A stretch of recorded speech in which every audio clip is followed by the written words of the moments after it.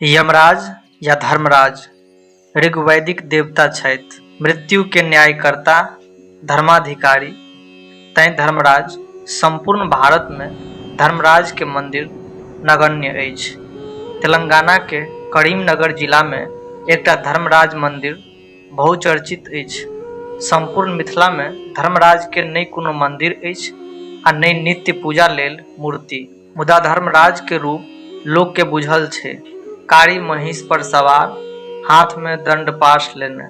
मिथिला में धर्मराज लिखल जाइत छथि निर्धारित अवसर पर। घड़ी पाबनि में एहि लिखिया काज में चिन्हबार पर धर्मराज उजरका पिठार से लिखल जाइत छथि। विषहारा सेहो संगे में लिखल जाइत छथि। पातरि पड़ैत अछि, खीर पूरी मधुर संग आम, कटहर, केरा के भोग लगैत छनि।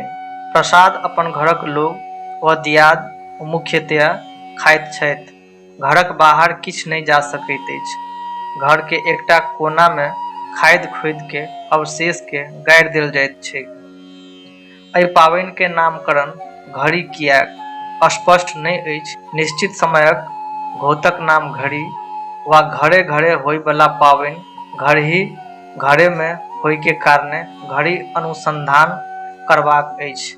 मिथिला में धर्मराज के मंदिर या मूर्ति नहि हेबाक एकटा और संभावित कारण भ सकैत अछि। मैथिल शिवोपासक छथि, संहारकर्ता शिव के नित्य पूजा होइत छनि, गौरी के पूजा होइत छनि। शिव पार्वती पूजन सँ मृत्यु के भय तिरोहित होइत अछि। तें अलग सँ यमराज या धर्मराज के नित्य पूजा नहि होइत छनि। शिव महादेव छथि, नागराज हुनके में समाहित छथिन।